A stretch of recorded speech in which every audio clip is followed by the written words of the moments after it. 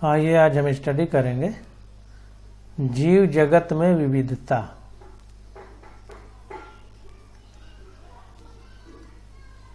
English में बोलेंगे इसको diversity in the living world.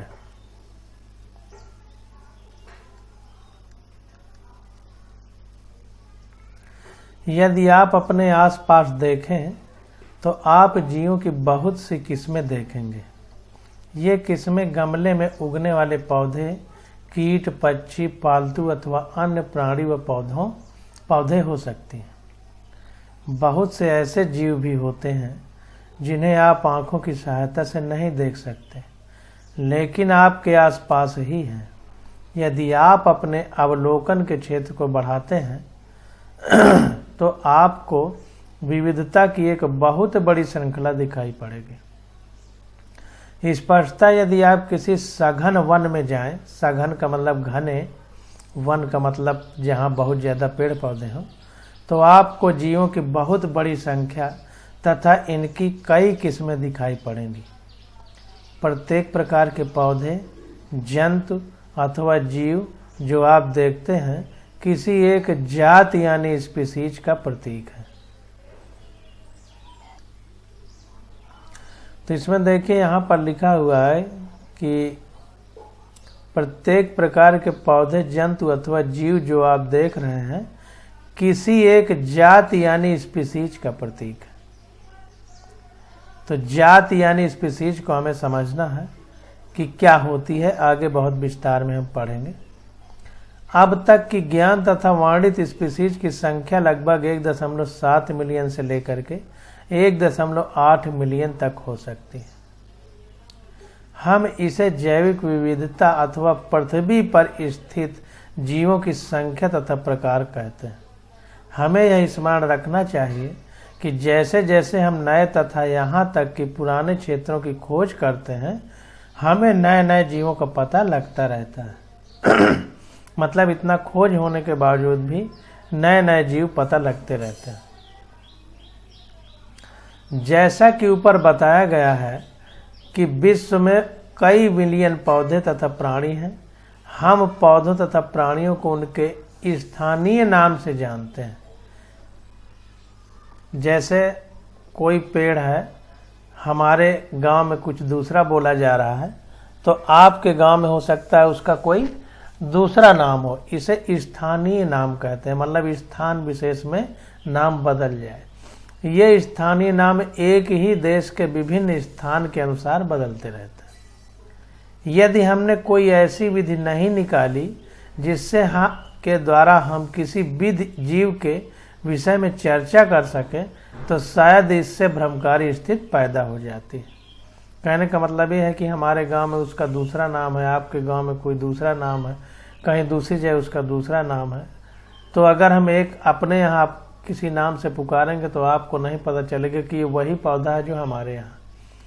तो कहने का मतलब ये है कि इसके लिए कोई एक नाम चुन लिया जाए कि पूरे विश्व के लोग उसी नाम से जाने, ये कहने का मतलब है।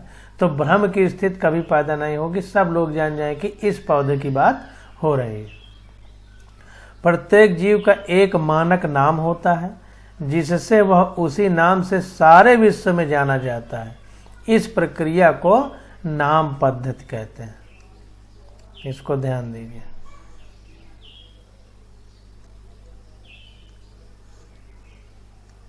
कि एक विशेष नाम रख दिया जाए जिसके द्वारा इसको पुकारा जाए, जिसे नाम पद्धति या नामनक्लेचर बोलते हैं। स्पष्टतः नाम पद्धति तभी संभव है जब जीवों का वर्णन सही हो और हम यह जानते हों कि यह नाम किस जीव का है। इसे पहचानना कहते हैं। तो जाहिर सी बात है कि हर जगह जब जीवों के अलग अलग नाम है, पौधों के अलग अलग नाम से पुकारा जाता है, तो हमें यह स्पष्ट होना चाहिए कि यह पौधा है। मतलब ये है, हमारे यहाँ भी वही है, आपके यहाँ भी वही है, पूरे विश्व में अगर नाम ले लिया जाए तो वो वही है। तो सबसे पहले कि जो आपके यहाँ पौधा है, हमारे यहाँ पौधा है, वो एक ही है कि नहीं, इसको पहचानना बोलेंगे, पहचानना कहते हैं।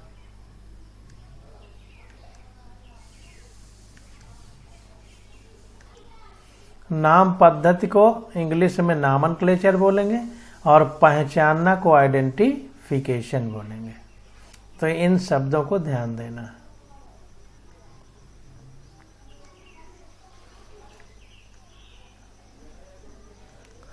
अध्ययन को सरल करने के लिए अनेकों वैज्ञानिकों ने प्रत्येक ज्ञात जीव को वैज्ञानिक नाम देने की प्रक्रिया बनाई है। इस प्रक्रिया को विश्व में सभी जीव वैज्ञानिकों ने स्वीकार किया है। पौधों के लिए वैज्ञानिक नाम का आधार सर्वमान्य नियम तथा कसौटी है, जिनको international code of botanical nomenclature ICBN में दिया गया है। तो इसका वैज्ञानिक नाम, इसका फुल फॉर्म पूछ लेता है। ये आपको नीट में डायरेक्ट फुल फॉर्म पूछ लेगा कि ICBN का फुल फॉर्म क्या है।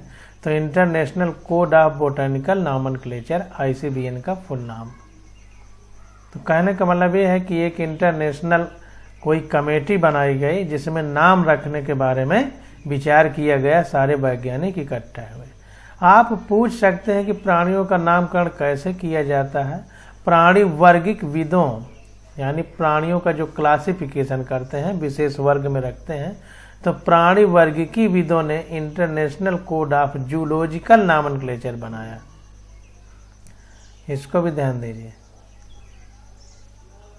पौधों के लिए बोटेनिकल नॉमेनक्लेचर है, जीवों के लिए जूलॉजिकल नॉमेनक्लेचर है, जंतुओं के लिए। तो वैज्ञानिक नाम की यह गारंटी है कि प्रत्येक जीव का एक ही नाम रहे। किसी भी जीव के वर्णन से विश्व में किसी भी भाग में लोग एक ही नाम बता सकें। वे यह भी सुनिश्चित करते हैं कि एक ही नाम किसी दूसरे ज्ञात जीव का ना हो। मतलब पूरे विश्व में एक जीव का एक ही नाम हो, सब जगह उसको उसी नाम से पुकारा जाए, ताकि उसका नाम लिया जाए तो सबको पता चल जाए कि इस जीव की बात हो रही है। जीव विज्ञानी मतलब बायोलॉजी के साइंटिस्ट ज्ञात जीवों के वैज्ञानिक नाम देने के लिए सार्वजनिक मान्य नियमों का पालन करते हैं। प्रत्येक नाम के 2 घटक होते हैं, वंश नाम तथा जाति संकेत पद। यानी वंश नाम मतलब इंग्लिश में जीनस, जाति संकेत नाम मतलब स्पीसीज। इस प्रणाली को जिसमें 2 नाम के 2 घटक होते हैं उसे द्विनाम पद्धति यानी बाइनोमियल नॉमेनक्लेचर इंग्लिश में कहते हैं। इस नामकरण प्रणाली को कैरोलस लिनियस ने सुझाया था। इसका उपयोग सारे विश्व के जीव वैज्ञानिक करते हैं। 2 शब्दों वाली नामकरण प्रणाली बहुत सुविधाजनक है। तो बहुत ही इम्पॉर्टेंट है ये सारी लाइनें। आपसे सीधा पूछा जाएगा कि द्विनाम पद्धति किसने दिया था, बोलेंगे कैरोलस लिनियस ने दिया था। पूछेगा द्विनाम पद्धति में कौन कौन से 2 नाम होते हैं, तो एक पहला वंश का नाम होता है, दूसरा जाति का नाम होता है। एक क्वेश्चन और पूछेगा कि वंश और जाति में लिखा कैसे जाता है, तो वंश का पहला अक्षर बड़ा होता है जबकि जाति का छोटा होता है, तिरछा लिखा जाता है। अभी आगे हम पढ़ेंगे, सारी चीजें आ जाएंगी। कह रहा है आओ आपको आम के उदाहरण द्वारा वैज्ञानिक नाम देने की विधि को सुझाएं। आम का वैज्ञानिक नाम मैंजीफेरा इंडिका है, मैंजीफेरा इंडिका। तो आम का वैज्ञानिक नाम आपके मैंजीफेरा इंडिका है। तब आप यह देख सकते हैं कि यह नाम कैसे द्विपद है, मतलब 2 पद है नाम में। इस नाम में मैंजीफेरा इंडिका मैंजीफेरा वंश का नाम है, जबकि इंडिका एक विशिष्ट स्पीसीज अथवा जाति का संकेत पद है।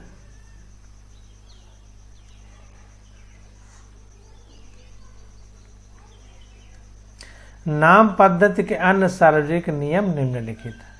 तो नाम पद्धति के और कौन कौन से नाम हैं, बहुत इंपॉर्टेंट है, इनको याद करना है। कह रहा है जैविक नाम प्रायः लैटिन भाषा में होते हैं और तिरछे अक्षरों में लिखे जाते हैं। Very very most important. Latin भाषा में लिखेंगे, तिरछे अक्षरों में लिखेंगे।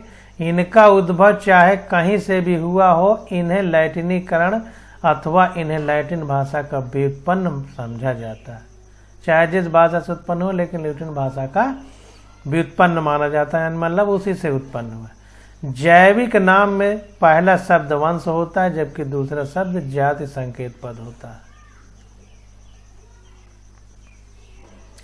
जैविक नाम को जब हाथ से लिखते हैं तब दोनों शब्दों को अलग अलग रेखांकित अथवा छपाई में तिरछा लिखना चाहिए। यह रेखांकन उनके लैटिन उद्भव को दिखाता है।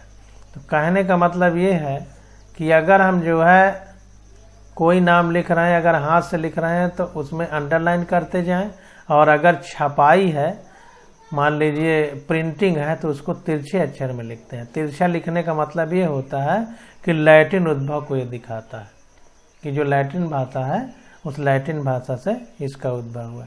पहले अक्षर को वंश नाम, पहला अक्षर जो वंश नाम को बताता है वो बड़े अक्षर में होना चाहिए, जबकि जाति संकेत पद में छोटा अक्षर होना चाहिए। मैंजीफेरा इंडिका के उदाहरण से इसकी व्याख्या कर सकते हैं। तो सब कुछ हमने आपको बता दिया कि पहला अक्षर जीनस यानी वंश का बड़ा होना चाहिए, बाकी जाति यानी स्पीशीज का छोटा होना चाहिए। जाति संकेत पद के साथ ये सारे पॉइंट बहुत इंपॉर्टेंट है, इनको याद कर लीजिए।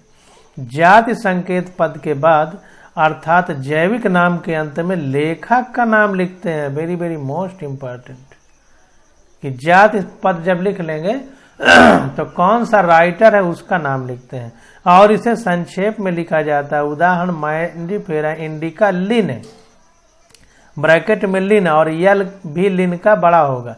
इसका अर्थ है कि सबसे पहले स्पीशीज का वर्णन लिनियस ने किया था। Very very most important. सारे क्वेश्चन हु बहू आपसे नीट में पूछे जाएंगे, हु बहू यही क्वेश्चन पूछा जाएगा।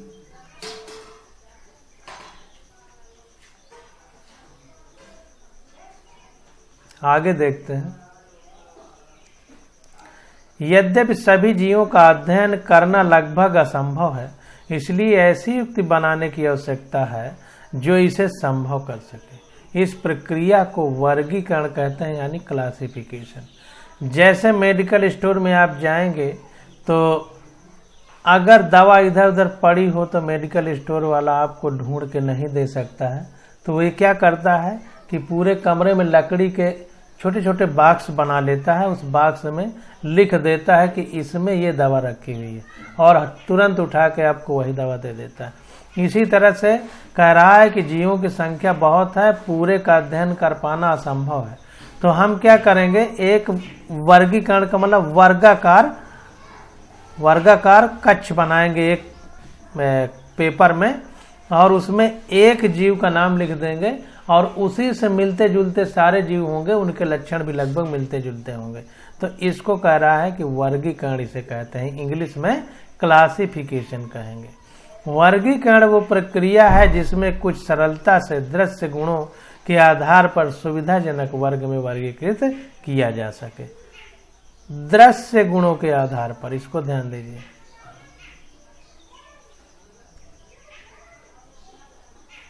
दृश्य गुण मतलब जो हमको दिखाई दे रहे हैं। उदाहरण के लिए हम पौधों अथवा प्राणियों और कुत्ता, बिल्ली अथवा कीट को सरलता से पहचान लेते हैं। जैसे ही हम इन शब्दों का उपयोग करते हैं, उसी समय हमारे मस्तिष्क में इन जीव के ऐसे कुछ गुण आ जाते हैं जिससे उनका उस वर्ग से संबंध होता है। जब आप कुत्ते के विषय में सोचते हैं तो आपके मस्तिष्क में यह प्रतिबिंब बनता है, अतः आप कुत्ते को ही देखेंगे, ना कि बिल्ली को। अब यदि एल्सेशियन के विषय में सोचें तो हमें पता लगता है कि हम किसके विषय में चर्चा कर रहे हैं। इसी प्रकार मान लो हमें स्तनधारी कहना है, तो आप ऐसे जंतु के विषय में सोचेंगे जिसके बाह्य कान और शरीर पर बाल होते हैं।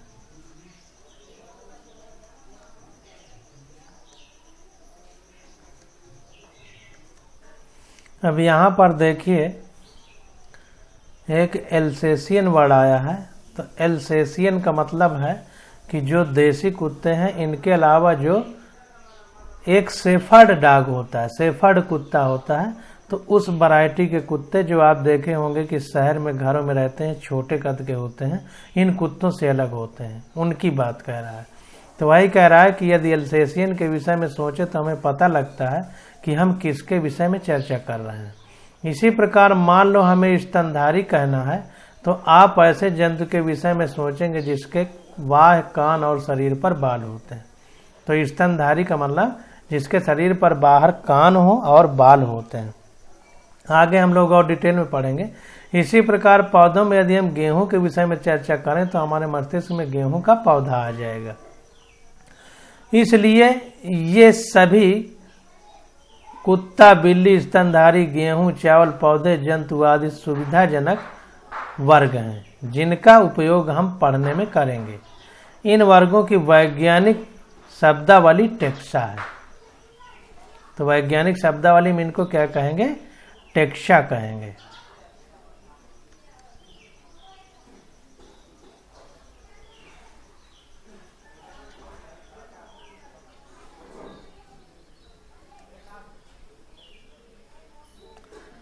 इनको टेक्सा कहेंगे। यहाँ आपको स्वीकार करना चाहिए कि टेक्सा विभिन्न स्तर पर सभी वर्गों को बताता है। पौधे भी एक टेक्सा है, गेहूं भी एक टेक्सा है, इसी प्रकार जंतु, स्तनधारी, कुत्ता, ये सभी टेक्सा हैं।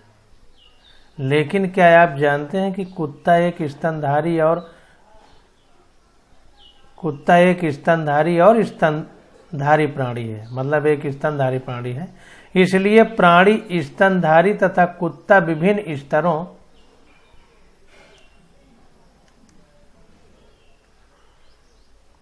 पर टेक्सा को बताता है। इसलिए गुणों के आधार पर सभी जीवों को विभिन्न टेक्सा में वर्गीकृत कर सकते हैं। गुण जैसे प्रकार, रचना, कोशिका की रचना, विकासीय प्रक्रम तथा जीव की पारिस्थितिक सूचनाएं आवश्यक हैं और ये आधुनिक वर्गीकरण अध्ययन के आधार हैं। ये बहुत इंपॉर्टेंट है कि जैसे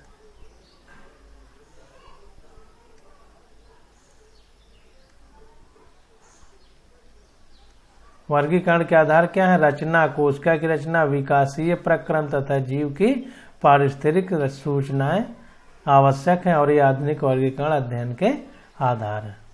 इसलिए विशेषीकरण, पहचान, अभिज्ञान जिसको कहेंगे, वर्गीकरण तथा नाम पद्धति आदि ऐसे प्रक्रम यानी प्रणाली हैं जो वर्गीकी यानी वर्गीकरण विज्ञान के आधार हैं।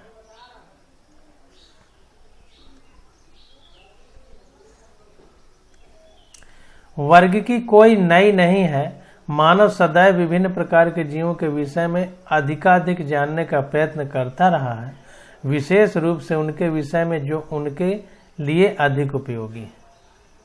आदि मानव को अपनी मूलभूत आवश्यकताओं जैसे भोजन, कपड़े तथा आश्रय का मतलब रहने के स्थान के लिए नए नए स्रोत खोजने पड़ते थे। इसलिए विभिन्न जीवों के वर्गीकरण का आधार उपयोग पर आधारित था। तो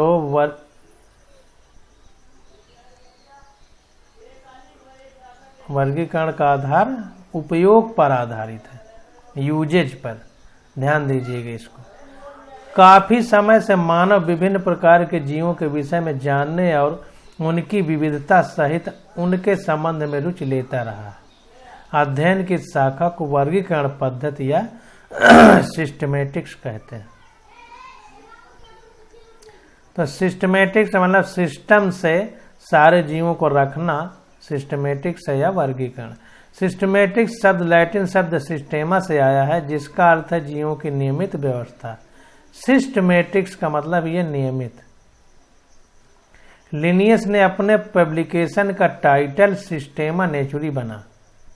तो लिनियस जो है उनके जो पब्लिकेशन मतलब जो छपाई हुई पेपर में जो छपा वो सिस्टेमा नेचर के नाम से छपा। वर्गीकरण पद्धति में पहचान, नाम पद्धति तथा वर्गीकरण को शामिल करके इसके क्षेत्र को बढ़ा दिया गया है।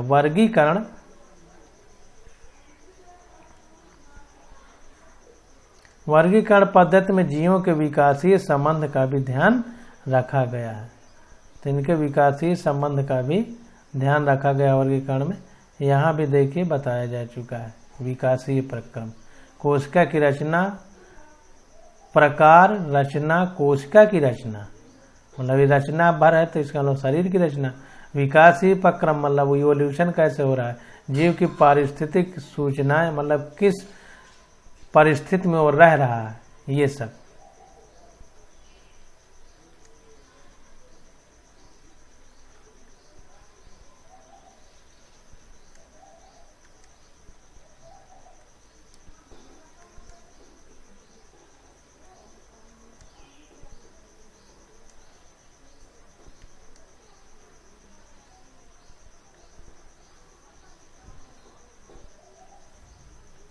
यहाँ पर थोड़ा इंग्लिश में देखते हैं।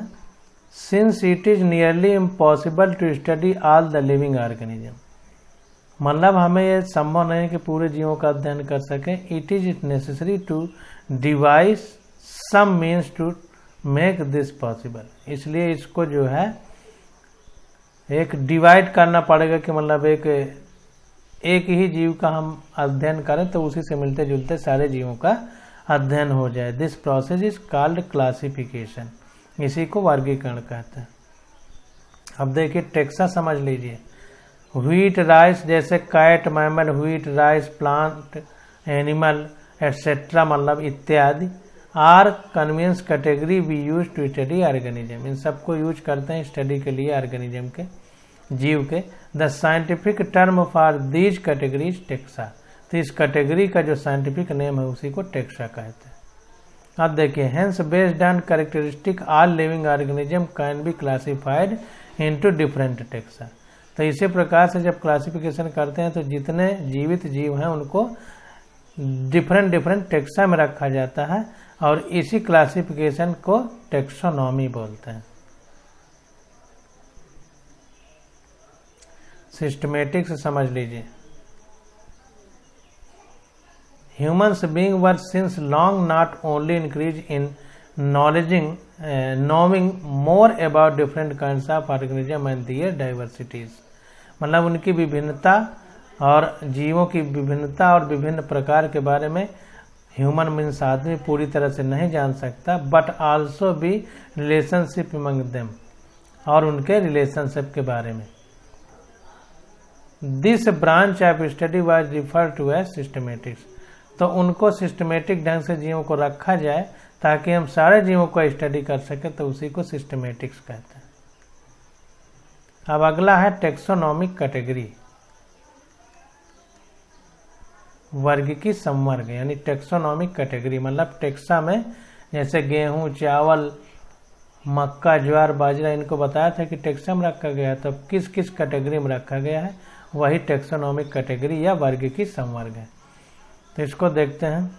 वर्गीकरण एकल सोपान प्रक्रम नहीं है, मतलब कोई अकेला नहीं है, बल्कि इसमें पदानुक्रम सोपान होते हैं, मतलब कई सारे खंड होते हैं ऊपर से नीचे क्रम में चलते हैं, जिसमें प्रत्येक सोपान पद अथवा वर्ग को प्रदर्शित करता है। चूंकि संवर्ग समर्थ वर्ग की व्यवस्था है, इसलिए इसे वर्ग की संवर्ग कहते हैं, और तभी सारे संवर्ग मिलकर वर्ग की पदानुक्रम बनाते हैं। तो टेक्सोनॉमिक कैटेगरी होगी जब क्लासिफिकेशन करेंगे। सोपान पद का मतलब स्टेप, सोपान का मतलब स्टेप, पद जिसको बोलते हैं, तो सिंगल स्टेप में नहीं होता है, बल्कि बहुत सारे स्टेप में रैंक वाइज या कैटेगरी वाइज मतलब क्रम से होते हैं। Since the category is a part of overall taxonomic arrangement, जो कैटेगरी होती है वो एक केवल पार्ट है पूरे अरेंजमेंट का। This is called the taxonomic category, इसको टेक्सोनॉमिक कैटेगरी बोलते हैं। And all categories together constitute to taxonomic hierarchy, और जो टेक्सोनॉमिक हम वो बनाएंगे चार्ट टाइप, उसमें जो है टेक्सोनॉमी की सारी कैटेगरी को क्रम से रखेंगे। वर्ग की पदानुक्रम यानी टेक्सोनॉमिक कैटेगरी। प्रत्येक संवर्ग वर्गीकरण की एक इकाई को प्रदर्शित करता है, वास्तव में यह एक पद को दिखाता है, और इसे प्रायः वर्गक यानी टेक्सान कहते हैं। वर्ग की संवर्ग यानी टेक्सोनॉमिक कैटेगरी तथा पदानुक्रम यानी जो स्टेप है का वर्णन एक उदाहरण द्वारा कर सकते हैं।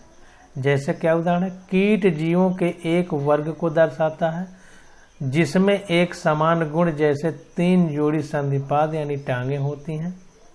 इसका अर्थ है कि कीट स्वीकारणीय सुस्पष्ट जीव है जिसका वर्गीकरण किया जा सकता है, इसलिए इसे एक पद अथवा संवर्ग का दर्जा दिया जाता है, मतलब एक वर्ग यानी टेक्सा में रखा जाता है।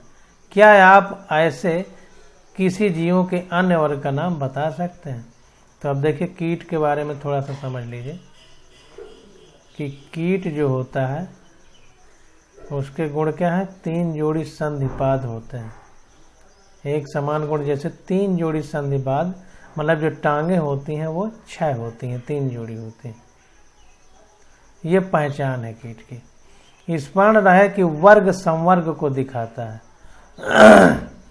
प्रत्येक पद अथवा वर्गक वास्तव में वर्गीकरण की एक इकाई को बताता है। ये वर्ग की यानी वर्ग या संवर्ग सुस्पष्ट जैविक हैं, ना कि केवल आकार की समूह हैं, मतलब टोटल ये जैविक है।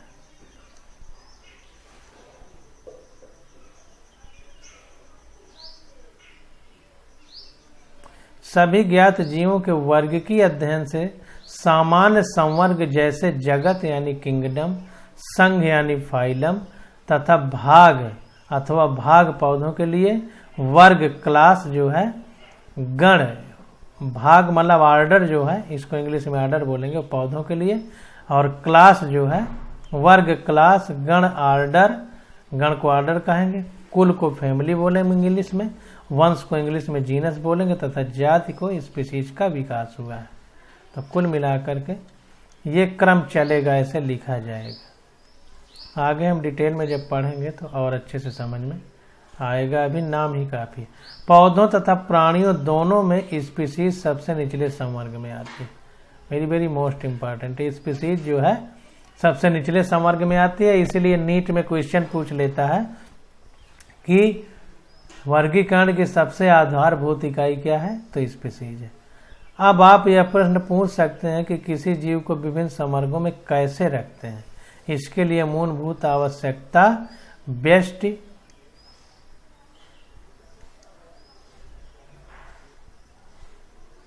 अथवा उसके वर्ग के गुणों का ज्ञान होना है। यह समान प्रकार के जीवों तथा अन्य प्रकार के जीवों में समानता तथा विभिन्नता को पहचानने में सहायता करता है। अब देखिए कैसे रखते हैं, तो छोटे से बड़े तक जो है ये सब बताया गया है। इसके बारे में चर्चा होगी तो आपको जो है ये और अच्छे से स्पष्ट तरीके से समझ में आ जाएगा। अब आज यहीं तक, अब अगले लेक्चर में अध्ययन करेंगे।